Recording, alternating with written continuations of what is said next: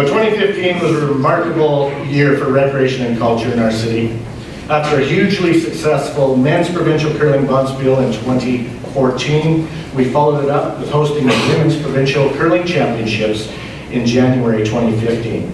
This elite event was organized by the Lacombe Curling Club, and I want to recognize them once again for their hard work and organizational prowess.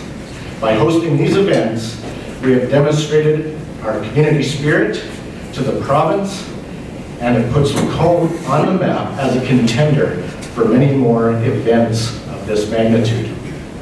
We hosted our inaugural Parks Day party on June 6th to celebrate our first-rate parks and trail system, and to honor the many, many, many contributions of the late Bill Nielsen and Larry Henderson. Another highlight of the year came about serendipitously. Devin likes to put these big words in there to see when after a summer of intense voting, Lacombe was victorious in the Coors Banquet One Horse Town contest.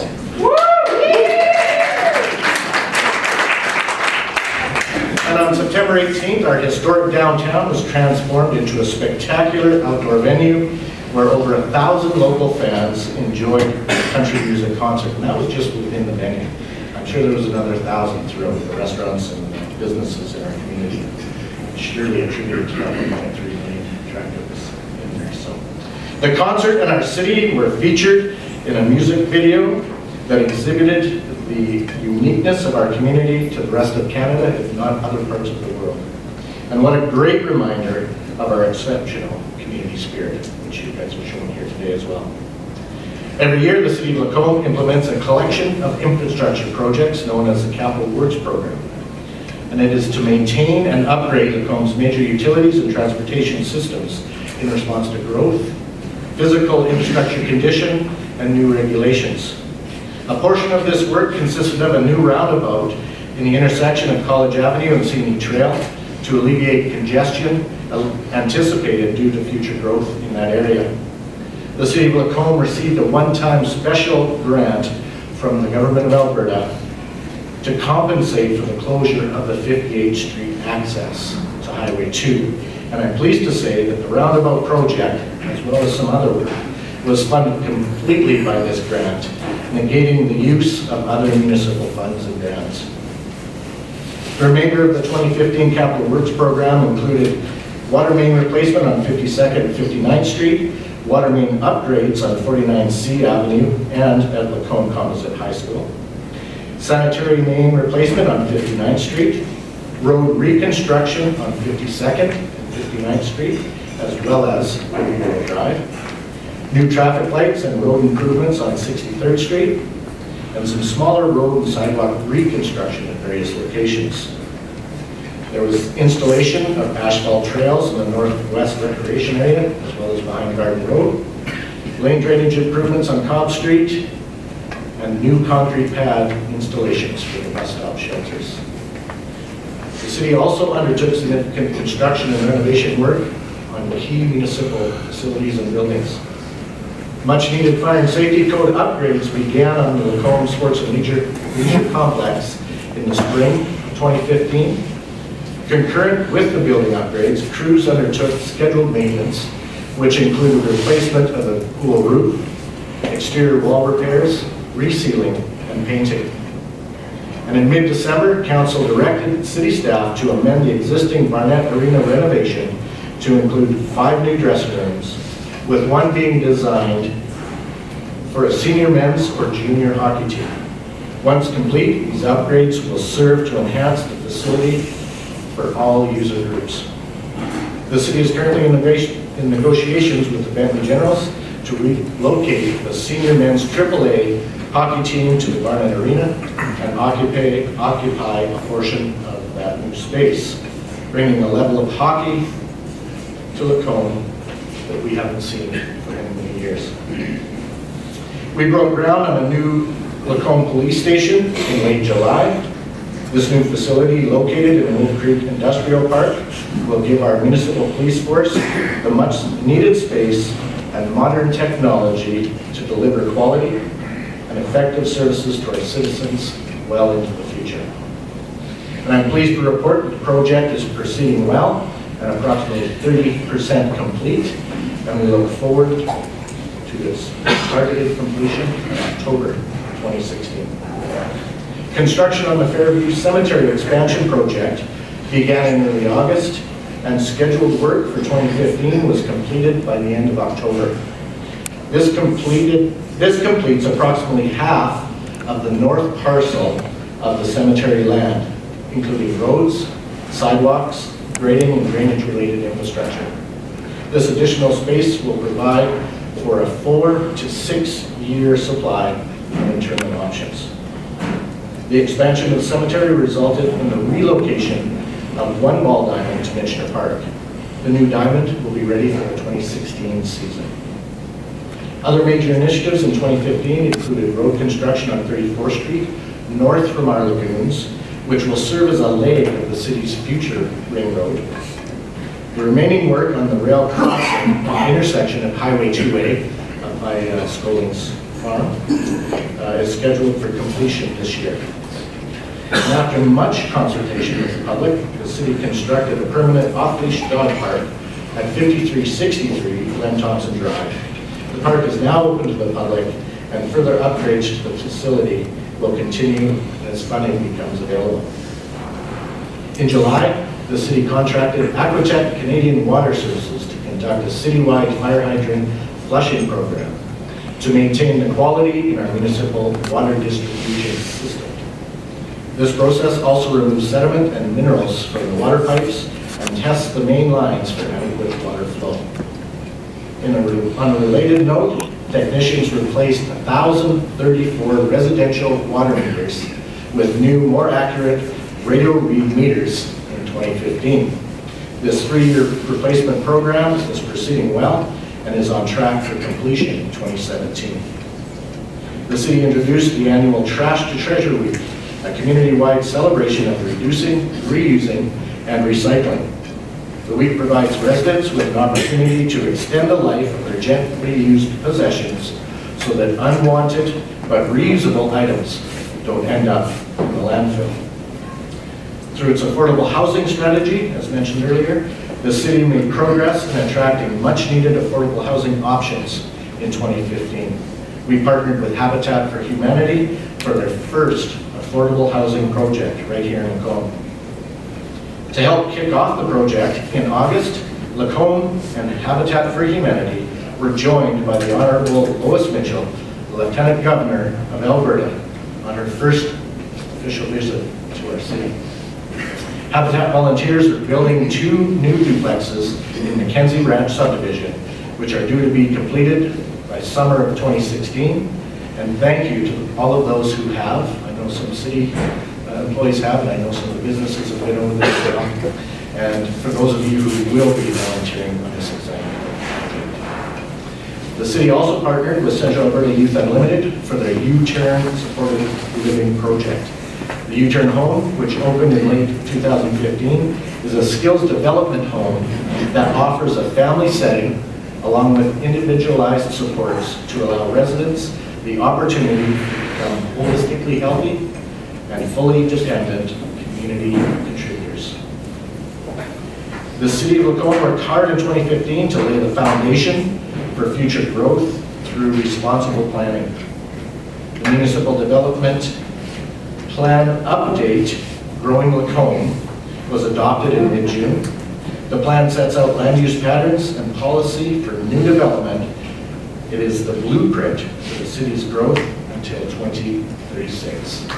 I'm sure we'll all be here to see that come to an end.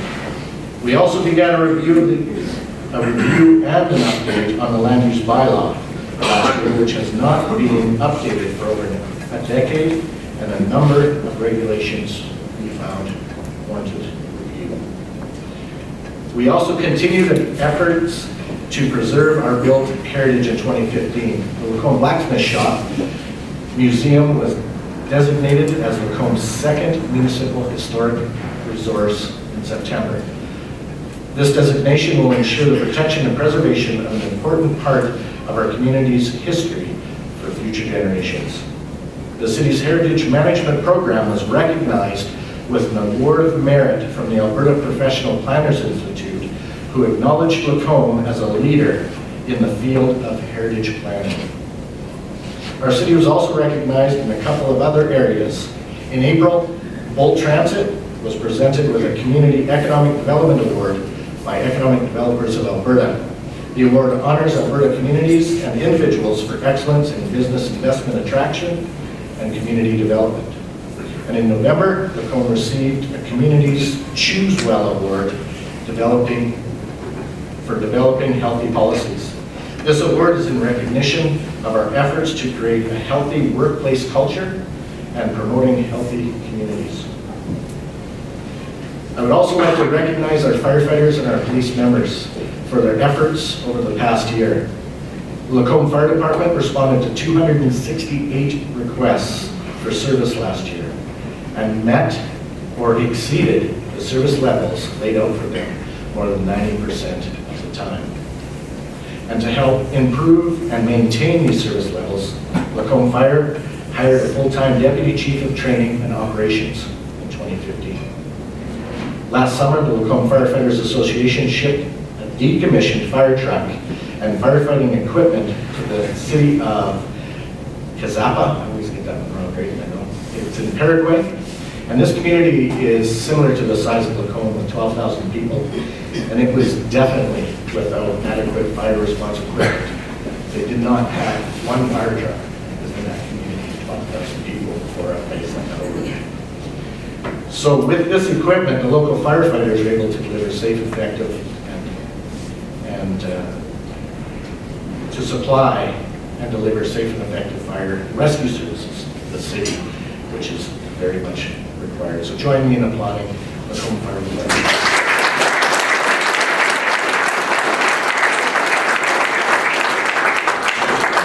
It was also a very busy year for the Lacombe Police Service, and I would like to thank police officers for their bravery over the past year in putting themselves in harm's way in order to serve and protect the citizens of Lacombe.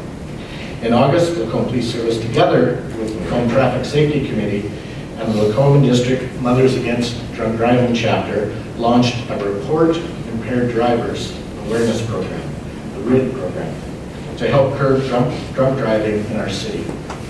Impaired driving is a serious crime and a threat to public safety, and we want to encourage residents to report suspect impaired drivers or vehicles being operated in a very unsafe manner. And I would also like to take a couple minutes to thank and recognize Constables Michelle Wilzer and John Hubbard for their quick thinking actions in saving a 1-year-old girl from a residential fire and reuniting her with her grateful parents. So thank you very much.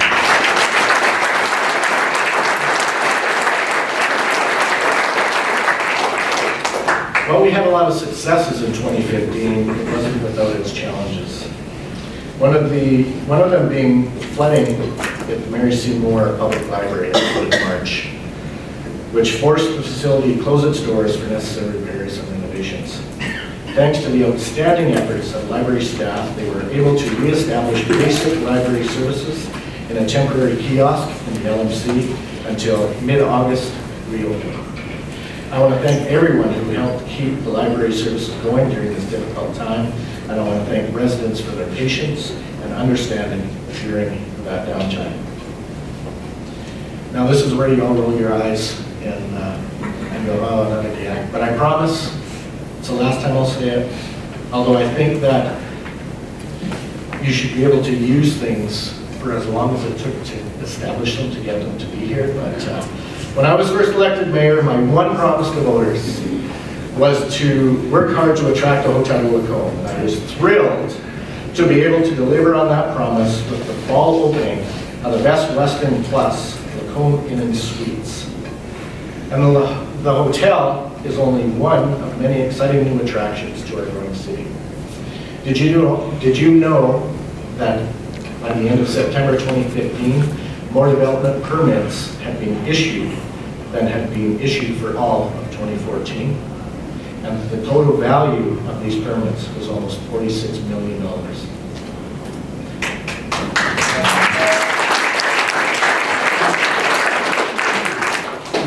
also a growth year for residential building, believe it or not. 144 permits were issued in 2015, almost doubling the 75 issued in 2014. So looking forward, we can expect 2016 to be a busy and productive year as we start implementing planned initiatives and a number of capital projects get underway. The 2016 budget was approved last month, which allows the city to maintain our current operational service levels. Council has worked diligently to prepare a prudent budget that promotes not only sustainable practices for today, but we have to look forward to our future requirements as well. It is responsive to the needs and preferences of our citizens and was established through the public consultation through collaboration with many community organizations. The 2016 operating budget is balanced with the total revenues and expenses just under $32 million. The municipal tax rate increase is estimated at 3.6% and will be ratified in April after final review of assessments and the province sets its education tax rate. Our residential utility account will see an increase of approximately $11.35 per month for average household here in Lacombe. And the 2016 capital budget is slightly over $14 million in new capital projects. Those being the Capital Works Program, installation of pedestrian lights at Woodland Drive and Maple Bay, the final phases of safety code upgrades and expansion to the Barnett Arena, upgrades to the Lacombe Police Services radio system, and the acquisition of CAD equipment for local police dispatch service, and our annual fleet and equipment replacement programs fit in there as well. For the 2016 budget, written submissions were once again accepted from residents and evaluated by council for inclusion into the budget. After careful review, 2 public suggestions were approved.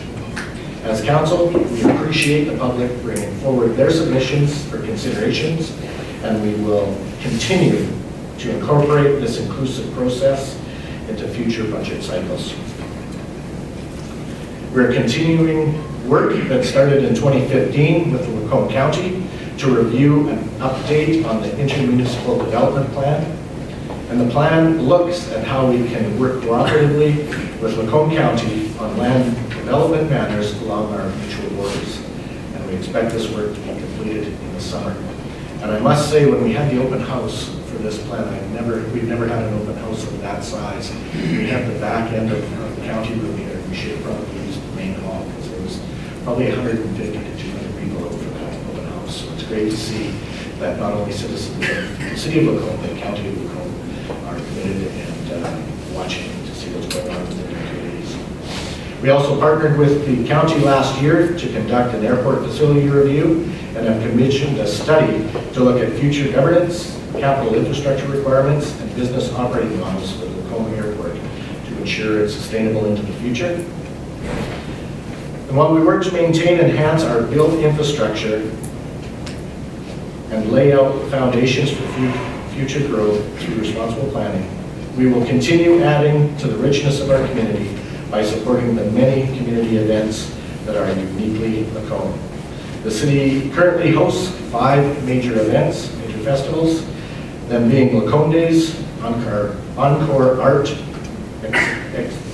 Exhibit and Sale, Lacombe District Harvest Festival, Light Up the Night, and Music in the Park Festival through the summer months. These events attract many artists, performers, and visitors to our community, which keeps us vibrant, creative, and inclusive. And of course, none of these events could be successful or even take place without the commitment and efforts of our volunteers, our community organizations, and efforts of all those involved in our service clubs, as well as vital support from our local business community. So please join me in thanking all of you. Thank you very, very much.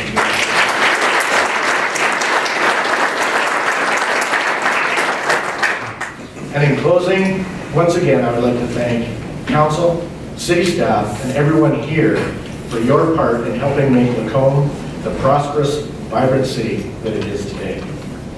It's widely accepted that municipalities with thriving business communities are more successful and sustainable. In knowing this, we work hard to create the right conditions and opportunities for local businesses to be successful. And in turn, businesses that prosper breathe new life into communities, providing jobs for residents, shopping opportunities for consumers. So with this, we must continue to work together to meet the challenges and opportunities in the year ahead with creativity and enthusiasm. Thank you.